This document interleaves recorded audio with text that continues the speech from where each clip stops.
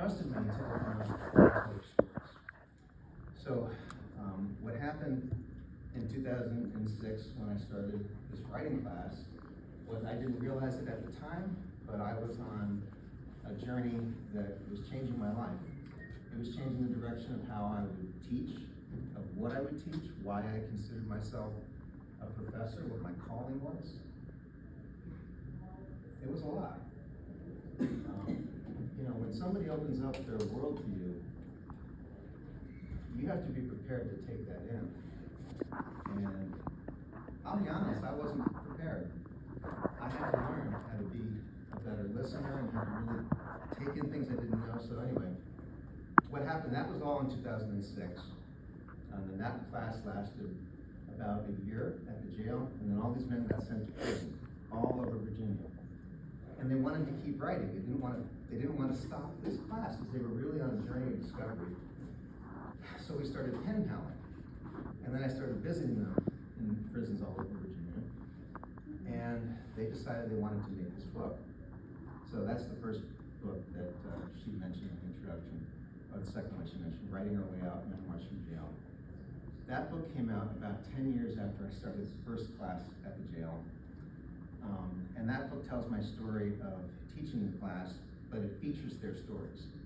So Writing Our Way Out, Memoirs from Jail became like our team ball memoir. I'm telling my story of teaching this class, and they're telling their whole life stories from the very beginning of their life to the very first moments when they get out of prison. Right? So then, they get out of prison, and they came to see me on campus at Virginia Commonwealth University. My little office on the 4th floor of Hibbs became the stopping point on their way home from the Virginia Department of Corrections. And they would sit and they would talk and they'd tell me what their next move was, like whether it was a job, maybe I'd help them write a resume, things like that. But they were also looking for camaraderie and just a welcome. And I understood that. I knew them by this point very well, because it'd be 10 years of going back and forth with their memoir drafts. But again, I wasn't really prepared for what would happen next. I don't know if any of you have known anybody who's been in prison, who's gotten out of prison, but re-entry is difficult for a lot of reasons, which I'm going to get into in just a minute. Re-entry is hard because whether you've been away for a year or 5 years or 10 years, you're now having to kind of reconnect with the people that you've disappointed, get a job again. If you have an addiction problem, you have to work on that. And if you come from a background that doesn't have support, you're on your own doing all that stuff. So I don't come from that background. I came from a background well enough to send me to the college in Wooster. So what do I know about trying to find an apartment and stay clean? Right? So I'm walking with these guys, and there's talent. And I'm trying to figure out what my role in this is, right? I'm walking side by side, right? But I can't move their legs for them, right? I can see the intersections coming up, right? You have a choice here, right? Your choice could send you back to the penitentiary, but I can't tell a grown man what to do. So I realized what my role was more of like sounding board, support, listening ear, and so on. So what I'm going to do is I'm going to read to you from some of the early scenes of what that was like, and then I'm going to read to you a section from one of the men who wrote. They're all pictured here on the back of the book. These are 5 of the original 10 men that wrote Writing Our Way Out. And just to give you a little bit of objective context before I start reading, this is all set, for the most part, in Richmond, Virginia, where I teach at Virginia Commonwealth University. The class at the jail started in 2006. The first man got out around 2007. The last one from that original class, 2015.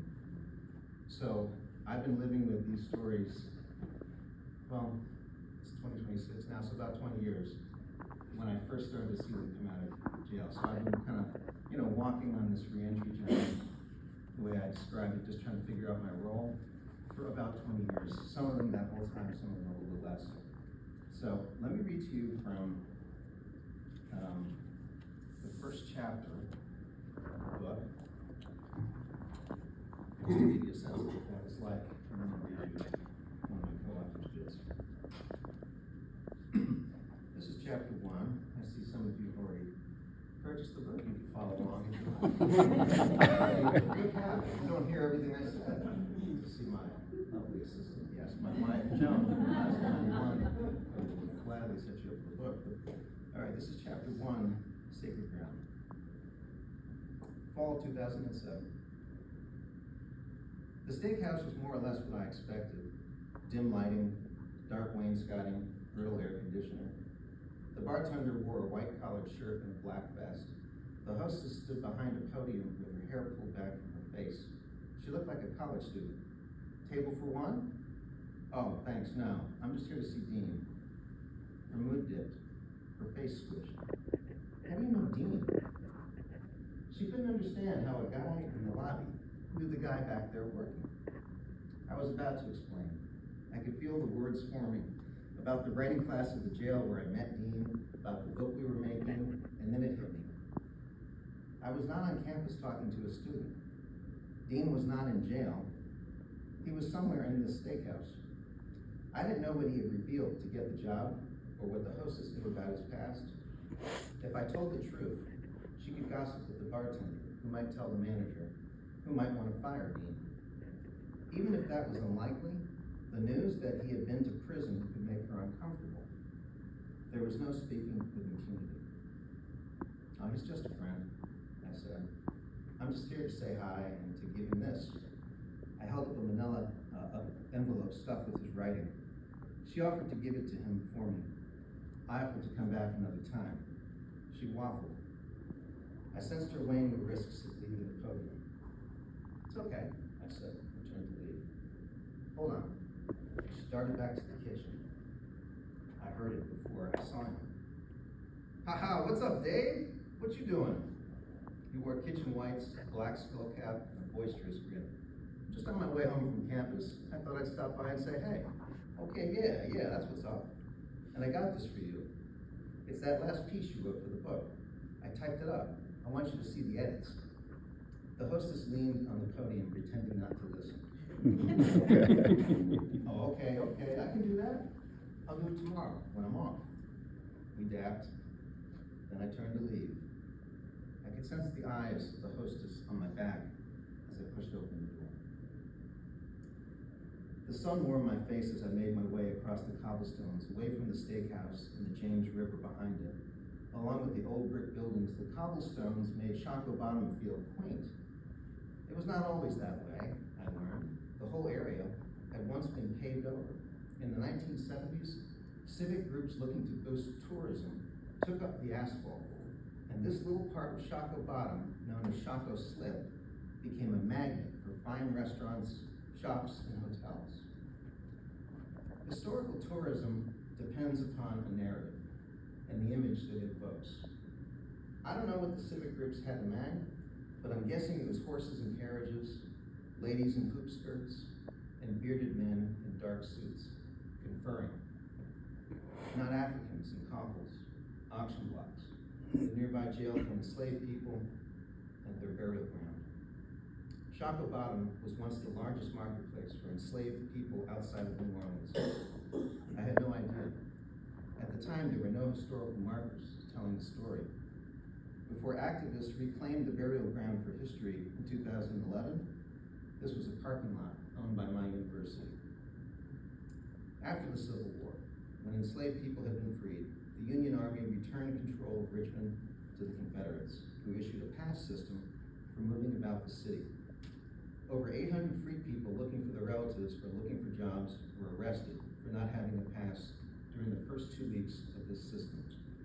The historian and Episcopalian priest Ben Campbell writes that the vagrancy law worked hand in glove with the economy at the time, noting that in many Virginia localities, white employers had already made agreements not to hire freedmen as normal wages, thus forcing wages to be depressed and providing an opportunity for the enforcement of the vagrancy statute. The war was over, but the 13th Amendment allowed slavery as a punishment for those convicted of a crime. It still does. cross through the 17th Street marker by the train station, whose parking lot sits near a grassy plot of land that marks the site of Lumpkin's Jail, a 19th century slave jail and trading complex that was notorious for the cruelty of its owner. Low brick buildings face an open square for vendors or bands to set up. Today, those buildings house bars and restaurants. In the years before the Civil War, there were hotels and meeting rooms with auction blocks and enslaved people drawn from Lumpkin's Jail for sale. The city had proposed building a minor league baseball stadium here in 2005. Baseball, the mayor and his people claimed, would boost tourism. Activists found the idea of a baseball stadium covering over the history of slavery crass. They argued that the city should instead build a museum to honor the memory and the contributions of enslaved people. Proponents of the stadium found the idea of a museum to slavery depressing. The city entered into a stasis. Slavery did not end after the Civil War, writes Christina Sharp in her book, In the Wake on Blackness and Being. It merely changed forms. And this poses a conundrum in reality and in history, Sharp says. How do we memorialize an event that is still ongoing? What do we curate? Where do we assemble? She continues with another difficult question. Quote, might we understand instead the absence of a National Slavery Museum in the United States as recognition of the ongoingness of the conditions of capture? The parallels are not precise, still they haunted me. Dean had been freed from jail but was struggling to get enough hours at the steakhouse to pay his bills. He couldn't get another job to supplement his income. He could lie on the application when they asked if he had a felony conviction. He could tell the truth and risk not getting the job, or he could go back to selling drugs, risk getting caught, and go back to jail. These days, the entrance for the African burial ground is easy to miss. You have to walk away from the site of Lumpkin's Jail, up Broad Street, toward the entrance ramp for the highway, until you see a stone stairwell that takes you down under the overpass. Young grass covers the remains of the enslaved. Cars and trucks whir overhead. Signs prohibit recreational activities. Placards tell a story of what once took place there. At the time of this writing, there is still no museum to slavery in Shacobottom. But they did build a new jail, what they call the Richmond City Justice Center, on the site of the old Richmond City Jail, a mile away from where Lumpkin's Jail once stood.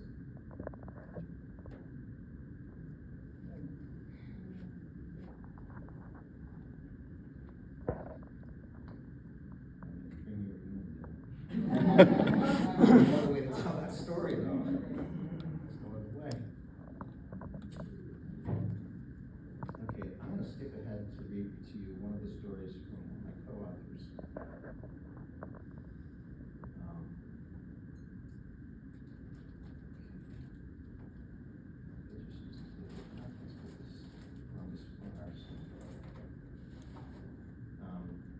This is by my co-author named Stan Craddock. Okay. And this is called Pre-Sentence Report. He's going to explain that just a minute. Okay.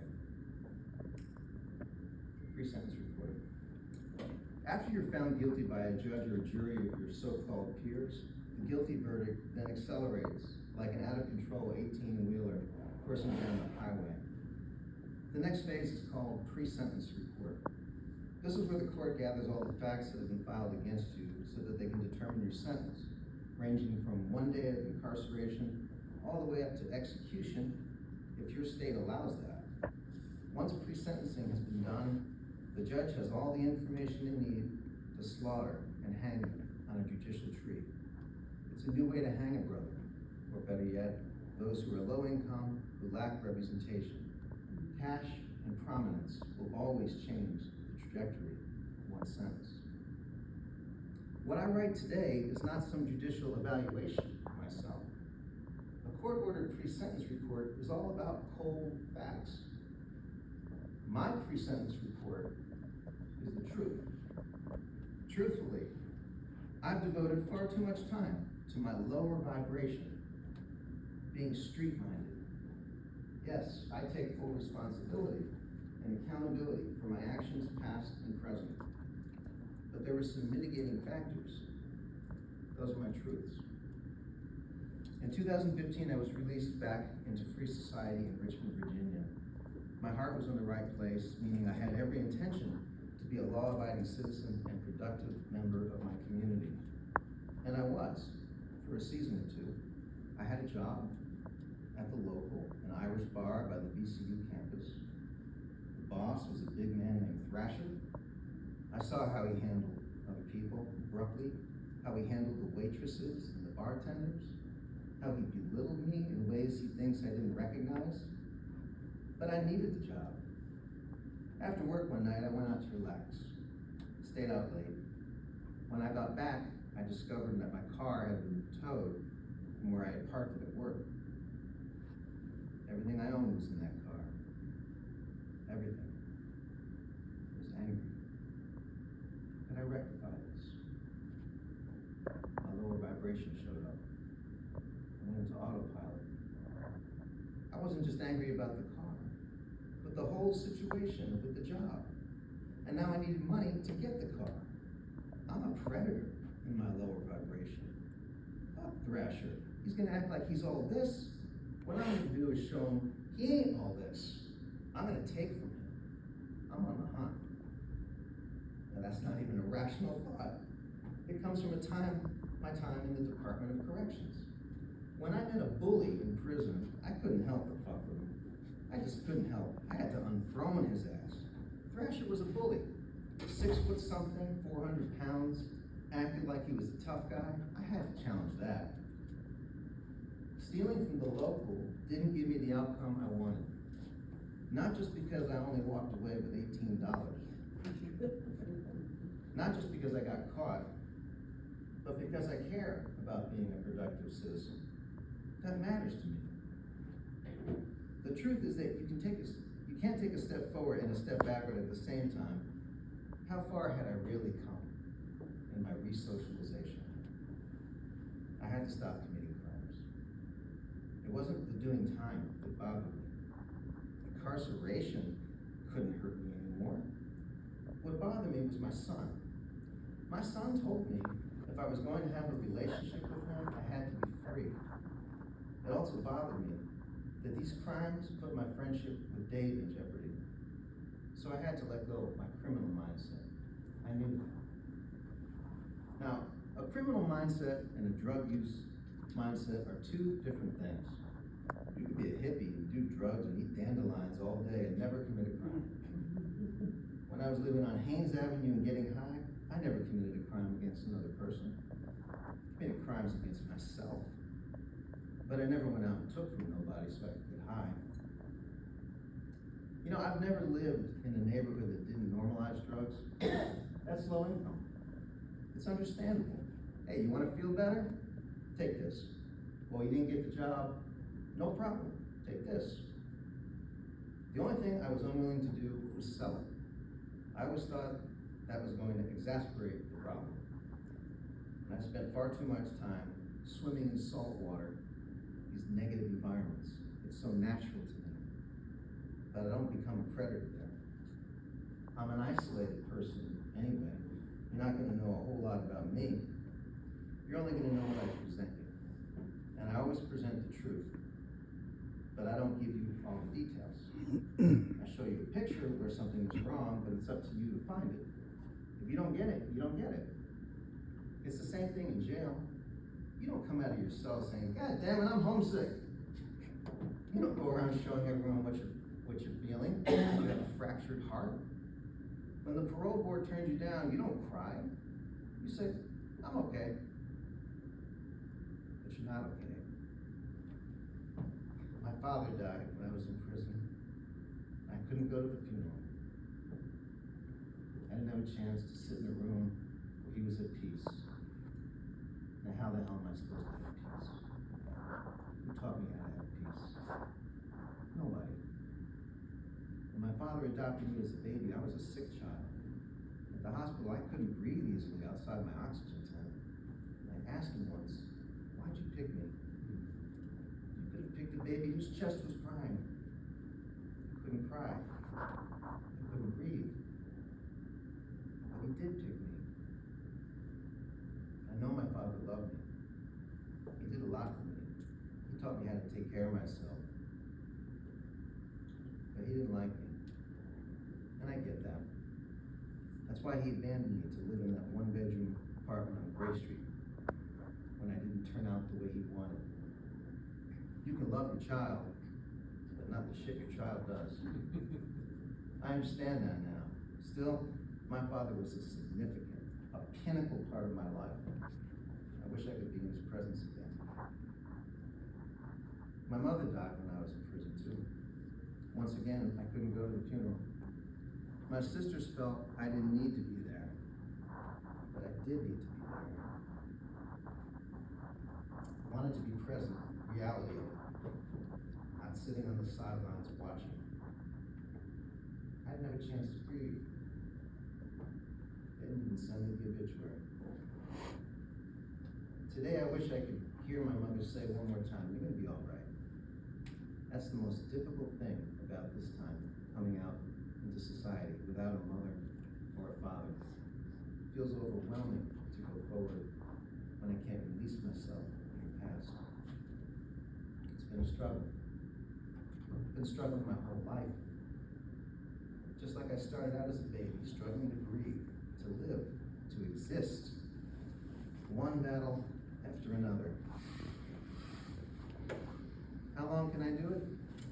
In resocialization, they teach you how to tie a tie, where to go get soup, how to take advantage of this benefit or that benefit. But they don't really tell you, they don't really deal with you as a true person inside. They don't help you develop who you need to be or figure out who your authentic self is, because they never really ask. They just go by your pre-sentence report, what you've done. They never ask why you did it. Thank you all for allowing me to do this. It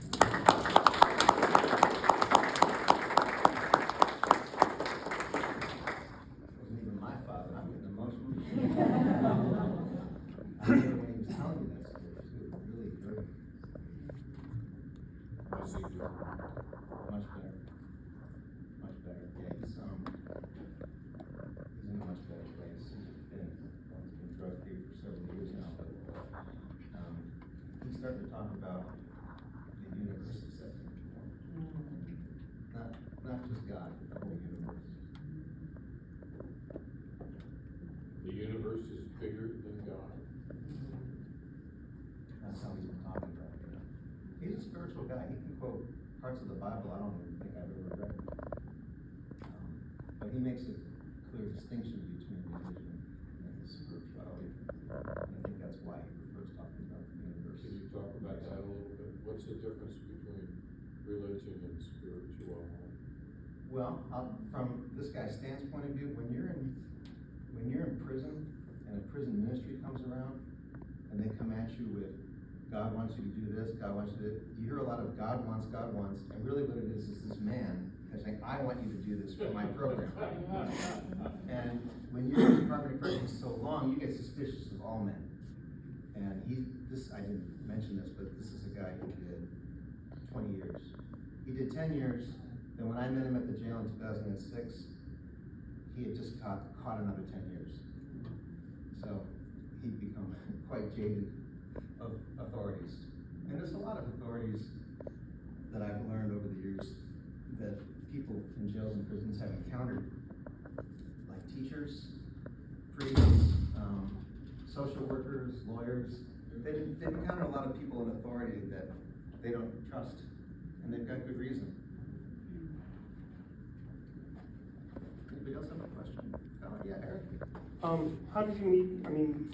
did you meet these individuals? Why was it these five, or how do people come to you, and how do you continue the relationship? Okay, so in the very beginning, I went to a nonprofit in the area that deals with people with reentry. And had my college students, we were going down to this nonprofit about 5 minutes from campus. And we were trying to see if we could help them they wanted to develop a calendar called the Faces of Reentry. So our task was it was a service learning project. We would take the pictures and write these stories of people in reentry. And it didn't really go very well. It was kind of chaotic. And then the volunteers coordinator said to me, you know, if you'd really like to help, see if you can help people, you should go to the jail. It's just down the road. You should see if you can help them there. And then when they get out, they could come here and you could help them here. And so this nonprofit, Offender Aid and Restoration, they got me into the jail, and then they helped sort of select people who wanted to write. That was the criteria. Do you want to write? It's a positive thing. It's not about making money. It's just like you want to write about your life. Once that person recruited 3 or 4 of them, they started to recruit each other. And then once they got in the room, it became kind of self-organizing. Like I came in as a professor with materials and lessons and all that, but it was their spirit of how they wanted to collaborate and what this really meant to them that kept them in the room and also kept other guys going for the door. Because, I mean, I saw dozens and dozens of people. It seemed like I never knew who was going to be there. But this core group of 10 people emerged from the first book, and then they got out, all over Virginia. Most of them stayed in Virginia, and that's how these 5 stayed in the second book, because I was able to be with them in the same city during their reentry. I live in Louisville, Tennessee, and the dichotomy of you talking about slavery and things of that sort, and their experience, it's so striking. Can you talk a little bit more about that? Because in the town I live in, it was Morristown College, and particularly with the state of the country right now, everything is trying to be erased. Can you talk a little bit about that? About the erasure of our history, or just about the link between slavery and I think it's striking you brought it up. Because a lot of people don't want to talk about that. Oh, I see, yeah.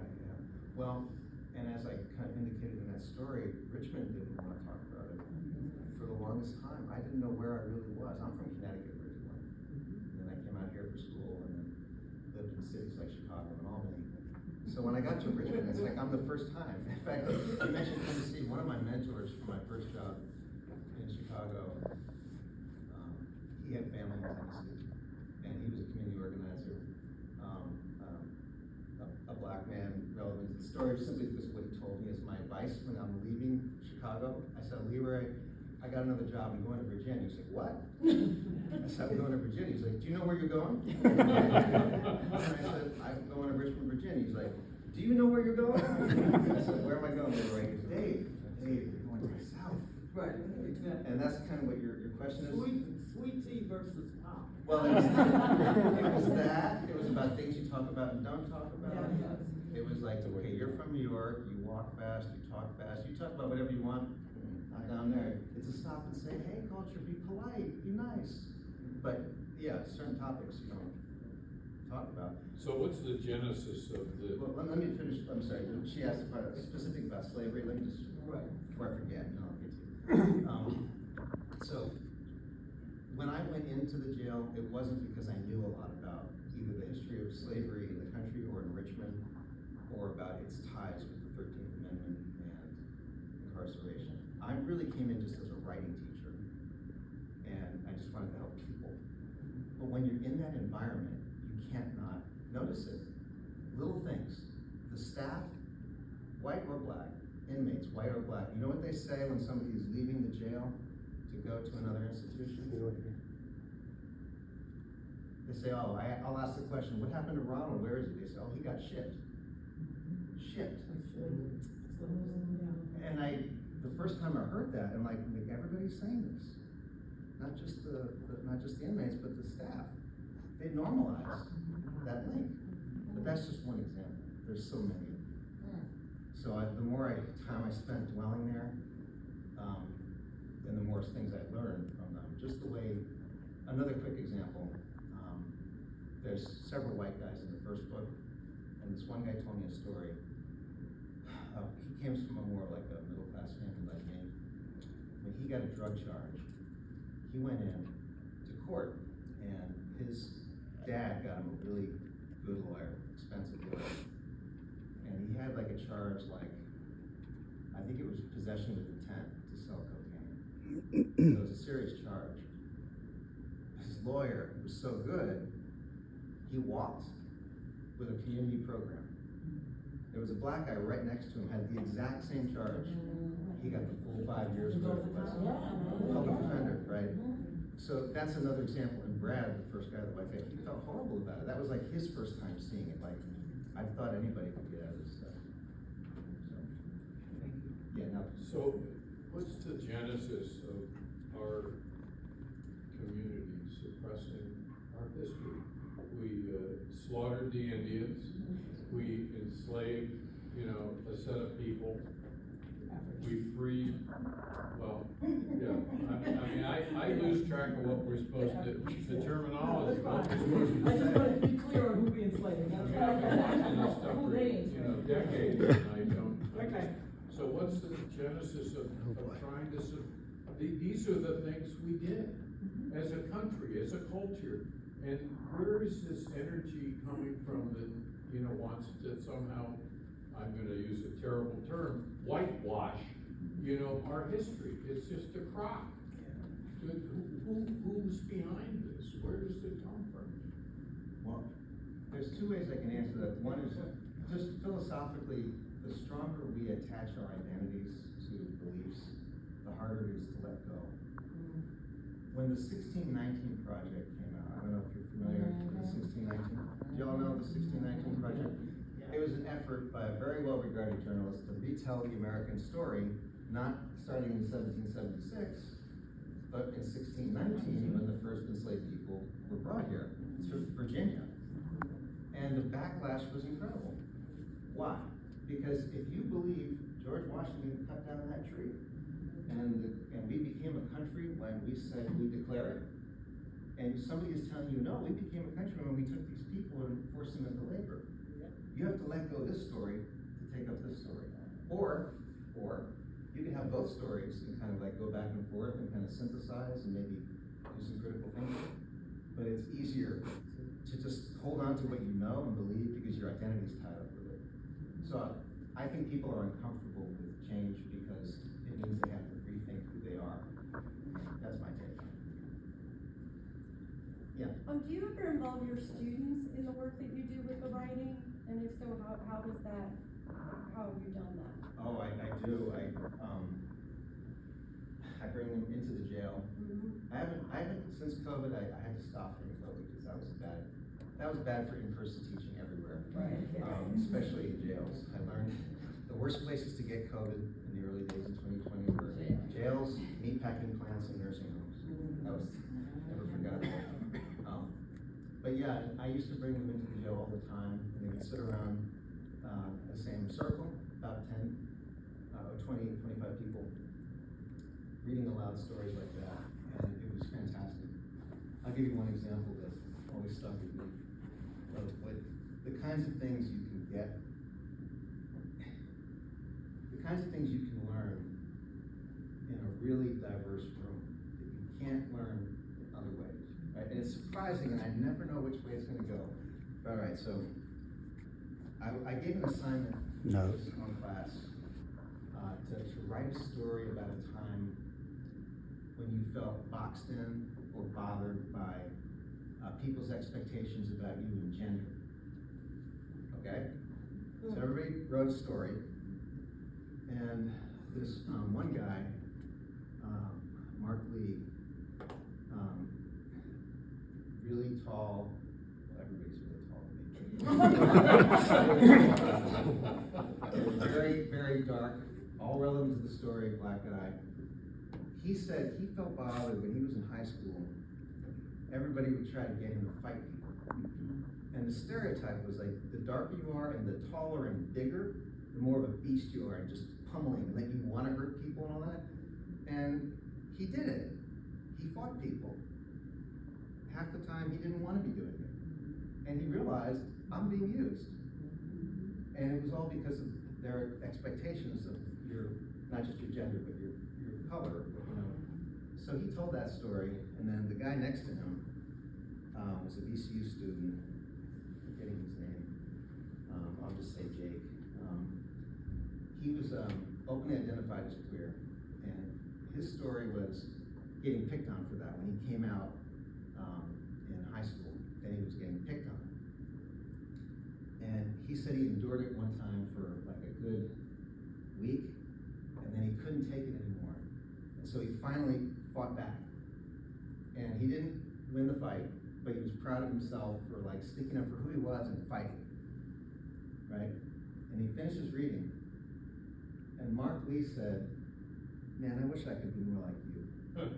And I was like, everybody was like, what? I didn't see that coming. You're the tall guy. You're the one that can win fights. Why? Because he said, if I were more like you, I would have been back from people encouraging him to fight. Exactly. He wouldn't have fought so much. He said, his words, his way of saying is, I would have been more sensitive, and I wouldn't have felt the need to do it. I would, if I was more in touch with my feelings like you. And then Jake said, and I wish I could be more like you. And everyone said, why? He goes, because I would have won fights. I never know what's going to happen in a room like that, so that's why I love it. I love bringing. Who would have thought that, you know, the big guy who wins fights wants to be like the little white queer? Do you have a journal? Well, it's like, yeah, I'm hoping I can articulate this well, but I'm just wondering if the action of them writing their narrative, your students, help them change that narrative. I don't know if that's measurable. If the act of writing it? Yeah, writing their narrative up to that moment, help them to rethink what their new narrative would be. Yeah. Well, there's a lot of research on this actually, that I can share some of that, of how, why it works and when it doesn't. Writing about traumatic and difficult parts of your life can be liberating if you write to find the meaning of why things happen. And once you do, then you can let go the point, like somebody wronged you, like in this example, Mark Lee, I can let go that my so-called friends were using me. I have that perspective now, so now I have choice. I don't have to fight, right? If you just write to vent, like in a journal, and you're just like, I'm mad, it's not as helpful for you in changing your orientation towards things. But I've known people in the psychology department, they do studies on this, like, they'll hook you up with like electrodes, you know, the heart monitor, they'll see your blood pressure go down if you write like this. Yeah, William Pennybacker is the guy who wrote Writing the Human. That's an interesting read about the psychology behind this. Jason? Dr. Coogan, what's next? What's next for you? Well, going on a book tour. When I go out with these guys, I wish they were here so you could hear their voices and the way that they talk. I have so much fun being in a room with them. And when we did the first book, we did close to 75 events in 3 years. It was like being in a really busy band. And like, which one's gonna come up on the stage tonight, you know? We went from Richmond to DC, where our friend Don lives, and we just went all over. So the next thing for me is definitely getting that momentum going as soon as the academic year picks up again. After that, I mean, I've been really enjoying this criminal justice diversion program that I started, and I want to reinvigorate that. I did it this past semester. What I did is I figured out a way, and I tell the story in this book about how I figured this out, but I managed to connect with the Commonwealth's attorney in our city who sends people to jail, and I asked him the question, could you send less people to jail? And he said, what do you have in mind? I said, well, I've been teaching this writing class at the jail for, 10 years. leaders and try to help people change their narratives. Half the time, I don't think they belong there. You know, they did something, needed consequence. I'm not saying they should not have something, but like all this time in prison, it's not helping. And surprisingly, he agreed with me. He's like, yeah, the system's broken. I'm like, oh, okay, so you'll do it? And he's like, what do you want to do? Like, have him come here. He's like, you would do that? He was so shocked that I would invite people that he was going to send to jail to come to campus to take this writing class. There was some precedent for this kind of thing in Massachusetts, so I studied with that program leader to figure out how to do it. But that's been great. So far, since 2018, when I started the program, I've managed to get 29 people to avoid jail. They come to class, they take the writing class, they sign a plea, and the record's expunged. And it's great, especially for young people. I had a young black woman in this class. Again, I always have to qualify relevant to the story because her charge was assault on law enforcement. You know, she was 18. You wanna know what she did? Greg? She shoved the school resource officer, right? A little shove, I'd say Greg is he's a teacher. You know, the dynamic is. And because of that one shove, she's got this charge now, right? She has her family, no support there. I mean, her father was in jail. I mean, she didn't have anybody in that system, in her family life to help her. So she got this class, and she writes her whole story. And boy, the story that came out was just so sad, so hard. But I was really glad that I could give her this therapeutic space to write it, but also that her life would have changed by having 3 months in jail. Are your tour events birthing other similar programs elsewhere? Sometimes that does happen, yeah. People will ask me, how could I start a class in jail? Other people are in like the chasing type of professions, like social work or counseling or education, and they'll ask what they can do. Some people adopt the book for their classes in school, and they want to talk about that. I just got an email from a guy. Do y'all know the Kairos Ministry? It's a Christian ministry group for prisons. He runs the one in Southern Virginia, Lawrenceville, and he's a poet, but he wants to teach memoir writing, so he asked me for advice about it. So yeah, that kind of thing happens a lot. Yes, Let's switch gears for just a second. Thank you so much for doing this. This is amazing.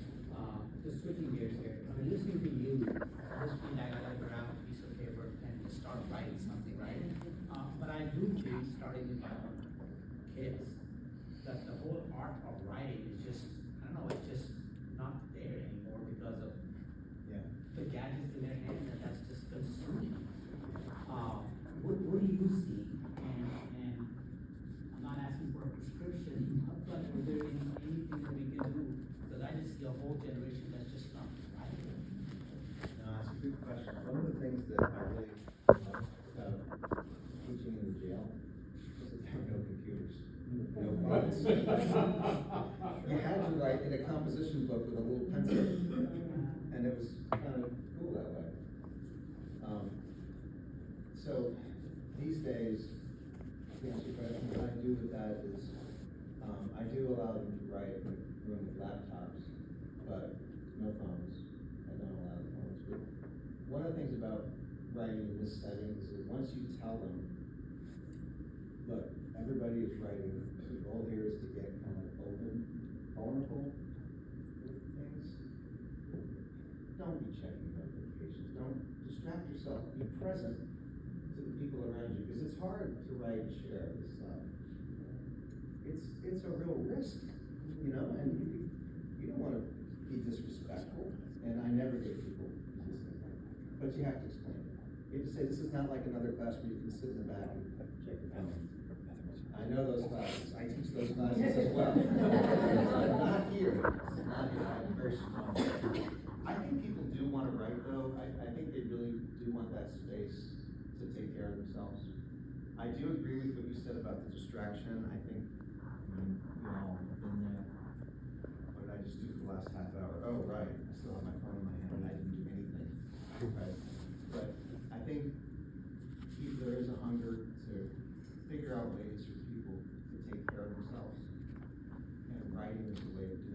spend time with yourself and eliminating distractions and just facing your story like that is jarring for a lot of people. But once they start doing it, like, I get people who can't stop. The class ends, they're like, they've written twice as much as I've asked. I asked for a 30-page memo, they write 60. They come back to me the next semester, I wrote some more. Can you look at this? Like, they're addicted. It gets like that. Yes. I just want to add, there's been a lot of research in psychologically, biologically, your actions and people in the letters. Yeah, yeah. Because then you have to think about where do I take my hand and how do I Yeah. move it up, and that connection to whatever you're putting on paper becomes more meaningful as opposed to hitting it, It's slower too, so you have to reflect more on what you're actually writing, and it's unforgiving if you make a mistake. Unlike the backspace. Connection because it comes from you. You're not looking at That's a good way of putting it, and it's your signature or your handwriting. part of it, like it's part of you. Yeah. Yeah, no, I enjoy the work. I feel like it's a real honor to be allowed into people's space that way. And just to tend that space, it's not easy to do, but, I mean, I hear some really difficult things, and I've learned to kind of, stay present by reacting naturally, but also, I tend to see patterns. Like I'll put it this way, I've heard a lot of rape stories. I've never heard the same rape story twice. Right? I've heard a lot of stories about getting shot, but I've never heard the same story about getting shot. Right? You name an issue, there is no generic experience here that covers everybody's experience. You can stereotype it. I remember one time coming out of this class, and I told somebody what these men were writing about, and then he asked, "Are you the only white guy?" I said, "Yeah, most times, yeah." Well, they're in there because they're black, right? Well, racism plays a part of it, but today they were talking, this guy was writing a story about his mother. And he was so convinced that the only reason people are in prison is because of racism. I was like, if you listen to the stories, there's a lot of reasons. There's a lot of reasons. They don't always want to talk about one thing. Basically, I came in as a writing teacher. And as a writing teacher, you want people to have choice of how they write, what they write about. That's why I say I've never heard the same rape story twice, because you don't have an expectation of what that is going to be. You wait to see the story that they want to tell you, right? And so when you approach it this way, you've got sort of like an endless, to me it's like endlessly fascinating to see how and why people choose which experiences they do and why they want to emphasize them. Yeah. I really appreciate your sharing. And some of us, like me, are here 50 years after we were here studying and walking around going, wow, I remember how I was. I'm inspired to write something, sort of not a huge memoir, but a little something. Is there some prompt you could offer for thinking back or whatever as a result of being here on campus, who we are now or whatever? The first thing that comes to mind is the prompts that I made up for the men that were in the first book, and I'll just give you the outline of them. When I was thinking about the sort of prompts that could be open to anybody with whatever experience or emphasis they want, I thought, well, how do memoirs start? They usually start in the past, right? And then the protagonist runs into a problem or a series of problems, and then how do they deal with that problem? There's usually some kind of consequence to whatever they do. If they don't do something, they're in trouble. If they act back, then there's going to be trouble. And I labeled that third section in my writing prompts punishment, because I was in jail. So past, problem, punishment. But you can switch that last category with just consequence. And then, if you've ever read a bunch of memoirs, they usually end with a sense of reorientation or realignment towards life. And I labeled that category the possibilities. So under past, problem, punishment, and possibilities, I had 5 or 6 questions, and they're all in the first book, Writing Our Way Out, Memoirs from Jail, which is unfortunately not available here. If you ever find books are sold. But if you just look at those 4 things, that's the arc of most memoirs. And I don't know anything about you, but I'm guessing you have meaningful experiences in your past, some of which led to some kind of distress, or at least insight, or alienation, or maybe just, I don't know, just the questions you had, some kind of problem that you had to work through. And something of how you decided to act on that may have worked. Some of it may have caused stress.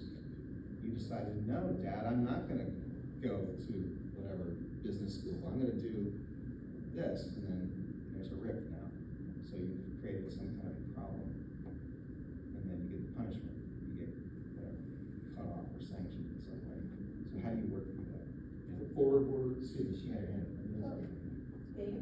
Yes, Val. I read your first book, so I'll forward reading this one.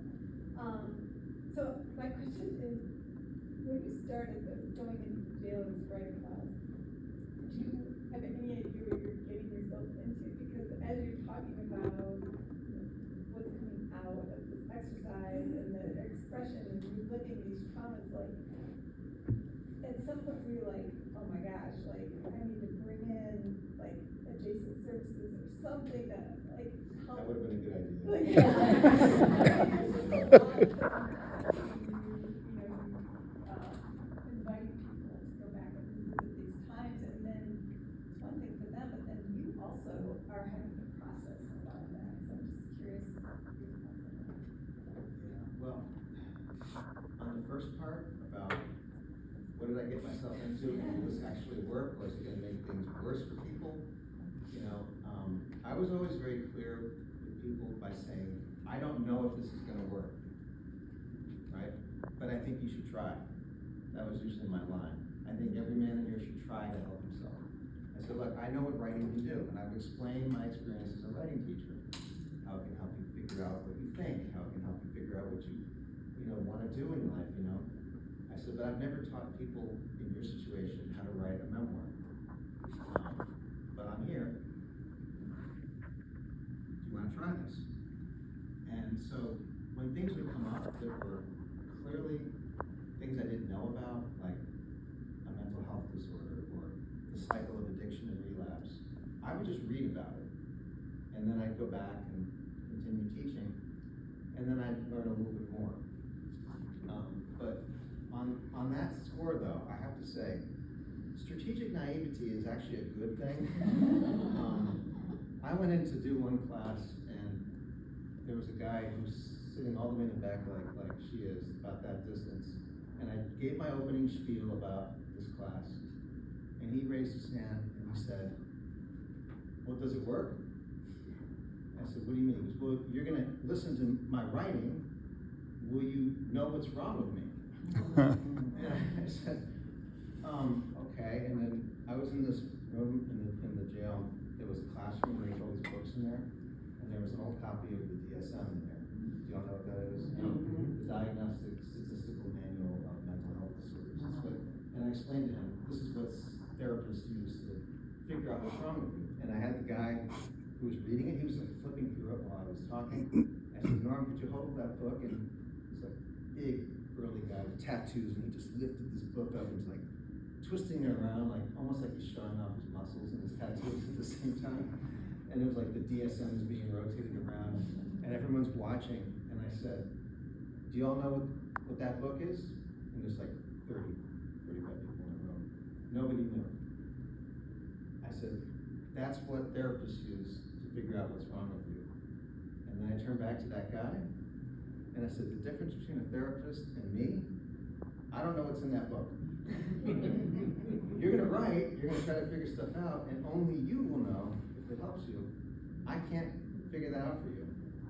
And he said, that makes me trust you even more. Because now I really want to do this class. He goes, because I've been around those people all my life.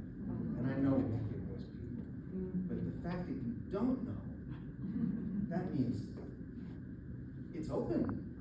You know, so I learned it's simultaneously good for me to keep reading and just educate myself on things I don't know enough about, but that my position of relative naivety or ignorance, my whiteness, my middle classness, like all of that is actually an advantage if I'm open to learning as well.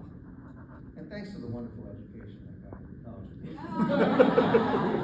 I became truly open-minded. What were the 4 words that passed? The past, problem, punishment, and possibility. In terms of how it affected me, I'm not gonna lie, I left that jail sometimes crying. I cried in the room. I would leave, I couldn't wait to get to my car, open up those windows, because I didn't know how I was gonna get home. I'd have to pull over on the side of the road.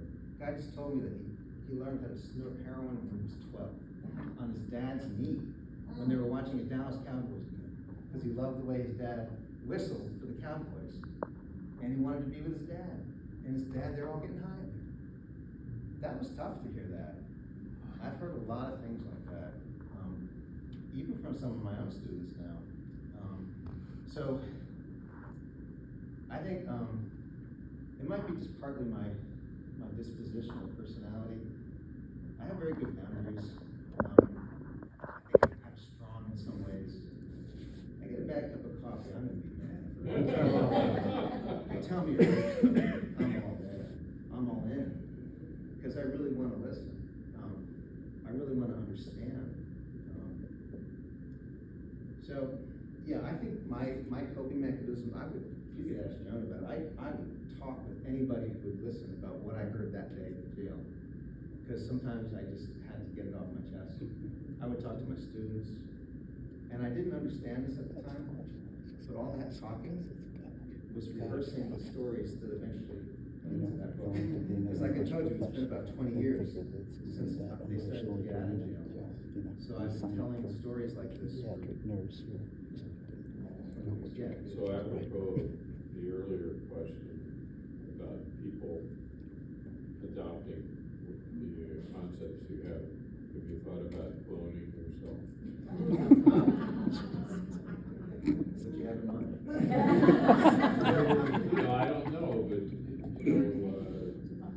maybe putting together a template that you could take, because there are all these like in our church there's a jail ministry. A group of people go down and they're with the people, and this what you're talking about I think would be very powerful for these people that they go see. And I've never really talked to these people, and I've never been to the jail. But my sense of the feedback that they've given me is that this would be a very powerful mechanism for them. Yeah, well, just like with her question about the writing prompts, I would suggest buying Writing Our Way Out, because that gives those writing prompts that you can jot down, but it also tells, you get my perspective from the first class where I really don't know what's going on to where I get a handle on how to run the class. And I think if you have friends at church that are thinking of doing something similar, that would give them a model. What's it called? Writing Our Way Out. Writing Our Way Out. Memoirs from jail. Yeah, that, like I said, it gives the writing prompts, but you get a sense of what it's like. Because I get that question a lot. How do I set up a class? What do I do? How do I run it? What should I say about myself? How do I deal with staff? And you can kind of see me going through all those questions. Along those lines, when you're having the class and folks are writing, where is sort of the line, or how do you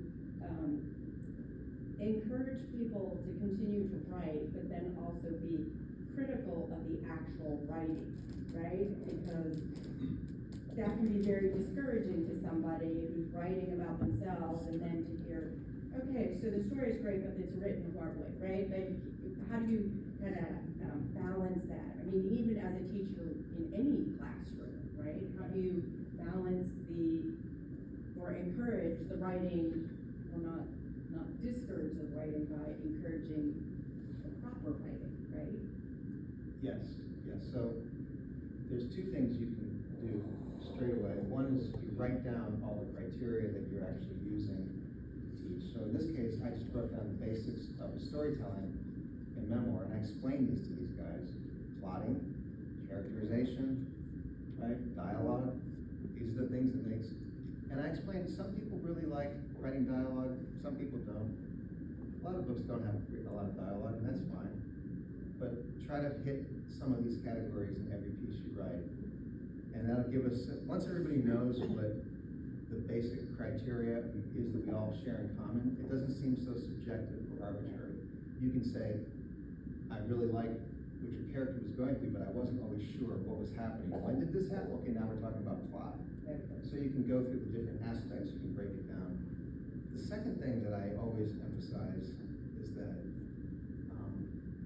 everybody, writes with their own voice, they bring their own kind of experience and desires to it, and there's no ideal best way. One time in the class, two of these guys, Najee, one of these writers that's in this book, he's excellent at plotting and very, very reflective on every little thing that's happening in the line.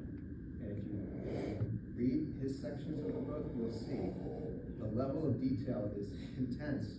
And he was like that in the first book too. And I remember one class when Stan was listening to Najee read a piece, and he was getting discouraged. The more Najee read, the more discouraged he got. And then Najee finished it, and he's a very unassuming guy. He's not arrogant at all.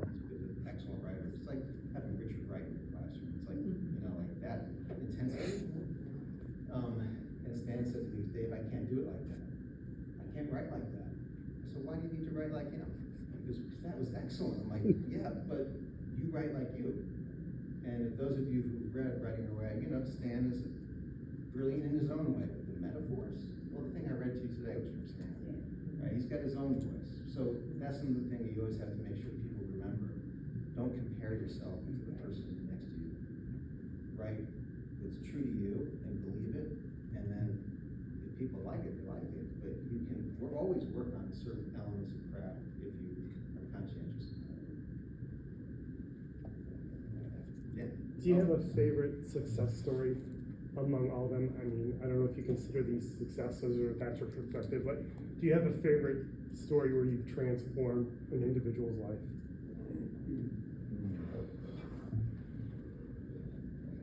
Okay. There's a story in this book where I'm trying to get Writing Our Way Out published. And I went down the rabbit hole. I don't know if any of you have ever done this. Of trying to find a literary agent. Don't do it. Well, it wasn't right for me. One of these agents said to me, I can't accept this book. I'm like, why? He's like, well, you're not the hero. I said, what do you mean? He goes, well, you ought to be the one changing them. And I said, but I didn't change anybody. He goes, but that's how these stories go, like Dangerous Minds, Freedom Writers. This is the story. I said, what, white teachers standing in front of dark people saving them from themselves? What are you talking about? And he's like, hey, whoa, man, I don't make the rules. That's just how these stories go. That's not what happened. That's not what happened. I didn't change them. I don't know how to change somebody. But what I do know is how to open up the questions that they can pursue if they really want to work on change for themselves. Right? And then when they decide to take up those questions, they can reorient themselves to the choices that they've been making that have gone down the same road before. They could have been incarcerated or whatever it was. Right? So my favorite moments are when people recognize stuff. Like in the story I read today from Stan's, he said after he got mad at his boss, Thrasher, and decided to break into the bar, right? he said, I could see I didn't get the outcome I wanted, not just because I only got $18, but because it was hurting my relationship with Dave, right? That's a success to me. He cared enough about the harm he was doing to reflect on it, even if it was just the harm on me. But Turk does the scene in the end where he reflects it wasn't even, he shouldn't have even done that to Thrasher, as much of a jerk as he was, and he was, I remember that. Anyway, my favorite moments are these quiet little moments where people have insight about themselves and they resolve to act on it. I don't have stories like this guy is a millionaire now, or this guy got his record expunged and now he's the chief of police. Like, I don't have any stories like that. They're all kind of still struggling at the bottom of the economic food chain. Yeah, sorry. Yeah, no, and I will probably actually be our last question, so we can wrap up and you can, chat with folks. And so I know you touched on this a little bit, but and through a couple different questions, I think you were a bit nice. Is there a way that you specifically start a class with a new group of students to not just be vulnerable with you, but also with each other in the class, because that's not what they're used to doing? How do you break down some of those barriers and help them open up? So, I make sure, I haven't been teaching at the jail as much lately. I've been doing this on campus with college students and some people diverted from court, but it's very similar. And I actually make people apply to get into the class and interview a little bit so they understand fully what they're getting into. I make them write a little application essay so that, and then come and talk about it. Because sometimes people hear things that they want to hear, like, oh, I'm going to go into a jail to help people. Like, no, you're going to go and tell your story, and they're going to tell, oh, really? I'm telling my story. Well, then that's not the class for me. And actually, they rarely turn it down. They actually get more interested then. So that's the first thing, is making sure that people who come into the room are not just signing up randomly on the computer, but they have some kind of meeting with me or some kind of process like that. In the beginning of class, everybody's already kind of prepared for that. And so, we go around the room and introduce ourselves. And I think I usually ask them to tell people something about yourself that people wouldn't know just by looking at you. Something like that. Or I might just ask people why they chose the class. And even though I know the answer, I want them to hear it from each other. So I want them to say it out loud. I know sort of what they're going to write about, but I want them to get the experience of the other, 15 people in the room nodding, like you're nodding, and saying, yes, I'm looking at you, I listen to you, I understand that's important to you. And I'm aware that for some people just to speak like that the very first time is completely nerve-wracking. And so I want them to get over that, at least to have that experience of being nervous and being well received. And I can tell you, people really never want this class to end. They find it like a found family. They think of it as like group therapy, and they get attached to each other and hearing those stories. So I don't really have any problems with it so much in terms of that. Occasionally you get somebody who's still very avoidant or resistant, and just doesn't want to tell the truth. Occasionally you get that. Or people that are in active addiction, those people are hard to teach because they're not reliable.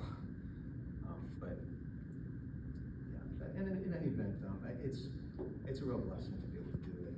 And I think, like I said earlier with the question that Al asked, I think there's a real hunger out there to have spaces like this where people can really be open and share. And I don't think we do it enough. And to think you had to learn that in jail. Well, she did say very nicely as a cue for the last question. So thank you all.